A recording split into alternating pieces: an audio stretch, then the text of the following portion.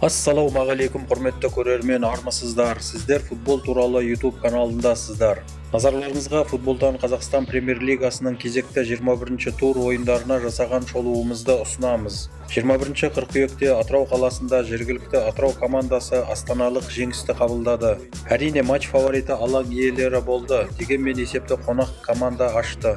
Матчтың 38-ші минутында автогол тіркелді. Жеңіс командасының орындаған бұрыштама соққысынан кейін доп Ерсұлтан Қалдыбековке тиіп, бағытын өзгертіп қақпаға енді.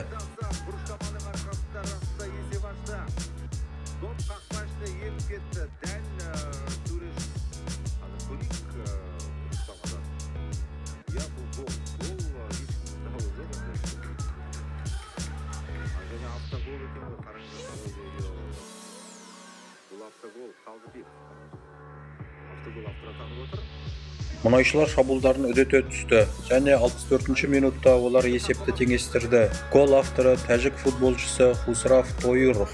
Ол алаңға 68-ші минутта шығып, 2 минуттан кейін гол салды.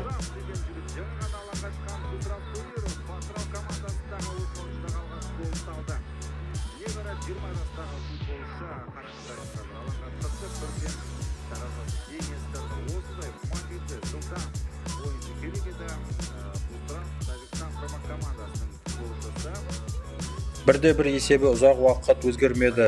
Ал матч соңында Атыраудың бірінші голының авторы Хусраф Тойыровқа қарсы тәртіп бұзылып, жеңіс қақпасына пенальти белгіленді.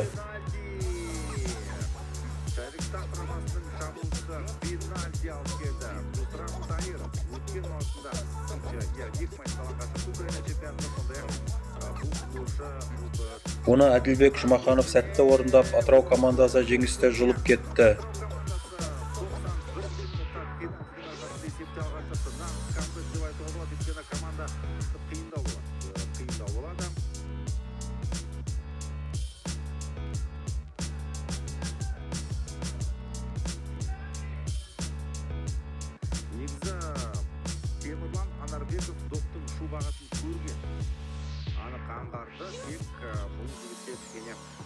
Қорытынды есеп 2-1. Атыраудың жігерлі жеңісі. Алматыда чемпиондыққа үміткер Қайрат қызылордалық Қайсарды қабылдады. Алаң иелері шабуылдады, гол салатын мүмкіндіктері де болып жатты, бірақ бұл ойында ұзаққа дейін есеп ашылмады. 86-ші минутта алаңға екінші таймда шыққан Қайраттың грузин футболшысы Георгий Заря айып тобын керемет орындап, командасын есепте алға шығарды.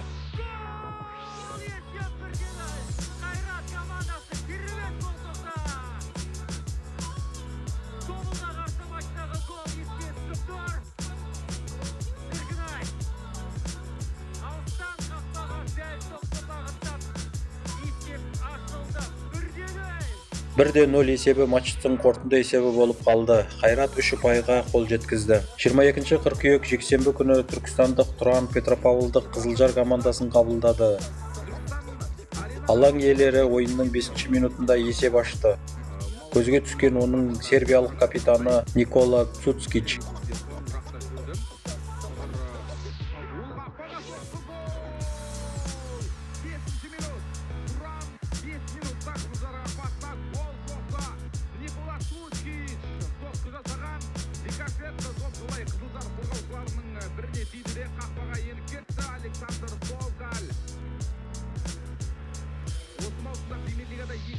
Али Алиев жаттықтыратын Қызылжар қанша шабуылдағанымен Тұран қорғанысы сыр бермеді. Қорытынды есеп 1-0. Түркістан аренаға оралған Тұран командасы қатарынан екінші рет жеңіске жетіп отыр. Қарағандыда чемпионат аутсайдері Шахтер командасы чемпиондық таласқа қатысушы командалардың бірі семейлік Елімайды қабылдады. Алаң иелері бірінші болып гол салған еді, бірақ олардың голы есепке алынбады.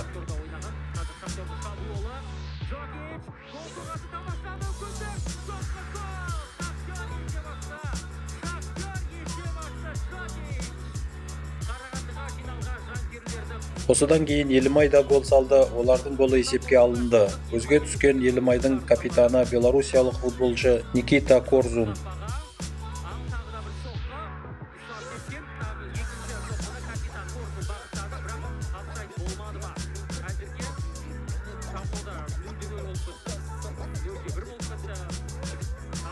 Есеп бірде бір болғандар шамасы ойыннан қалмаса Және 29 минутта Никита Корзун матчта дубль рәсімдеп, ойындағы есепті еселеді.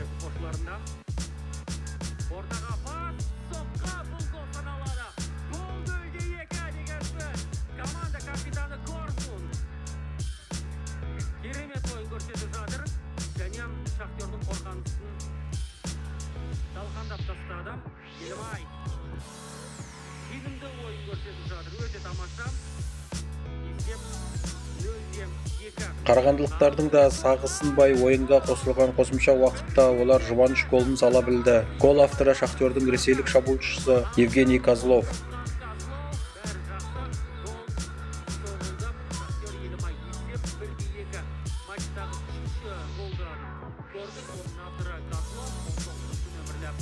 Қорытынды есеп 1-2. Шахтердің қиын жағдайы одан сайын қиындай түсті, ал Елімай турнирлік кестенің бірінші орнына шықты.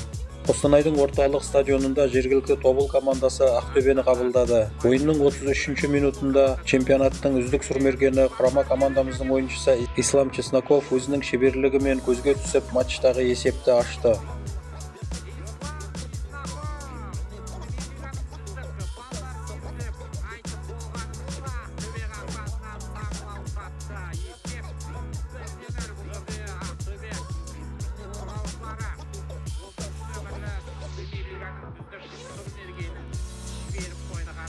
Осыдан кейін Ақтөбенің нигериялық футболшысы Уче Агбо ойындағы екінші сары қағазын алып 44 минутта алаңнан қуылды. Сан басымдығына ие болған қостанайлықтар 65 минутта есепті еселеді. Гол авторы Тобылдың мароккалық легионері Ахмед Эль-Миссауди.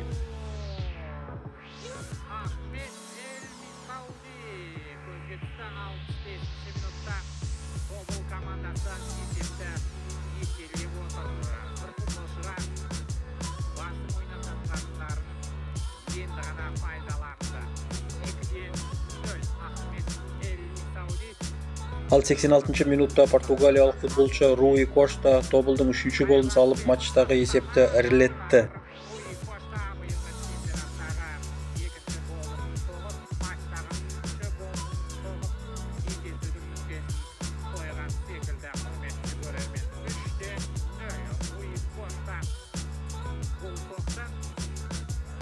Қорытынды есеп 3-0. Қостанайда Тобылды 6 жылдан бері жеңе алмай келе жатқан Ақтөбе командасы бұл жолы жеңіске жете алмады. Шымкент қаласында чемпиондыққа үміткер жергілікті Ордабасы мен елордалық Астана командалары кездесті.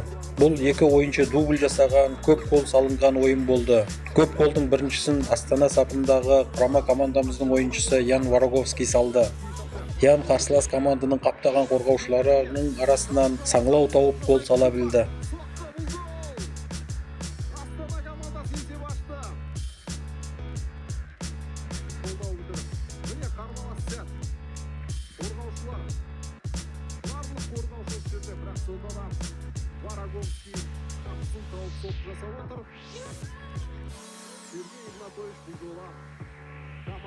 Ал Ордабасы бұған 2 минуттан кейін өзбек футболшысы Жасурбек Яхшыбоевтың әдемі голымен жауап берді.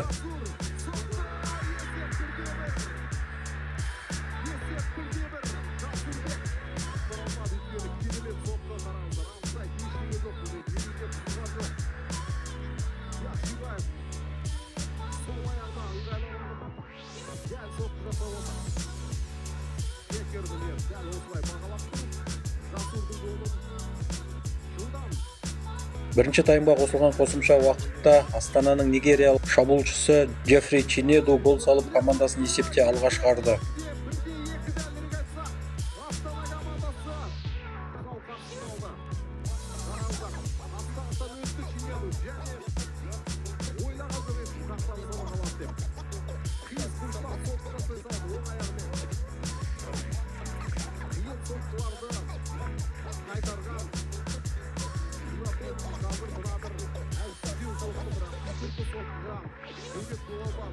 Үзіліске осы есеппен кетеміз деп отырғанда, шымкенттіктер, дәлірек айтсақ Жасурбек Яхшыбоев айып добын керемет орындап, матчтағы екінші голын салып, есепті 2-2 қылды.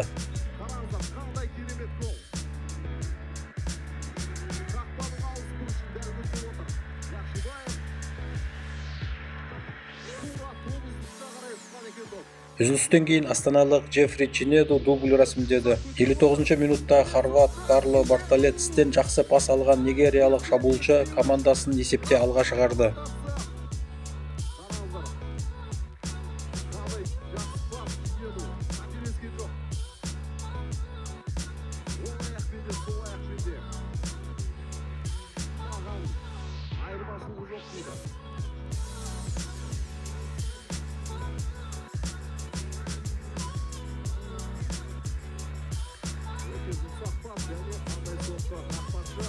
Есепті теңестіруге тырысқан шымкенттіктер керісінше өз қақпаларына пенальти алып келді.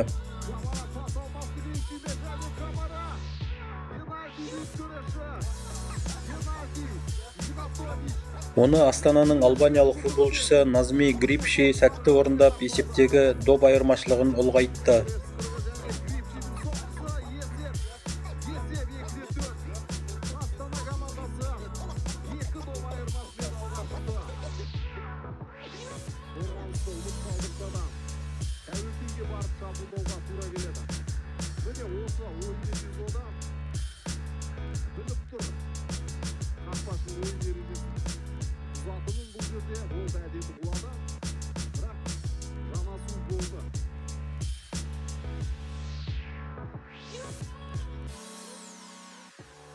Қорытынды есеп 2-4 Астананың өте маңызды жеңісі.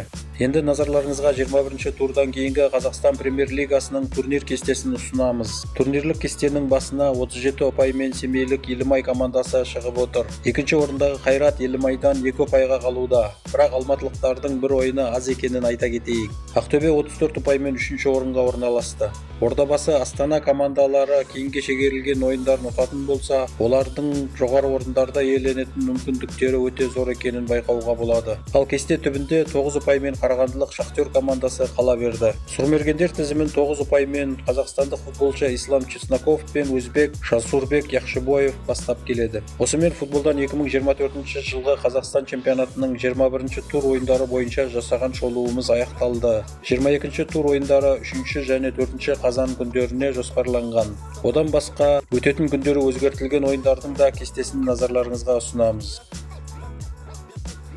Біздің арнада болғандарыңыз үшін сіздерге көп рахмет. Келесі кездескенше аман сау болыңыздар.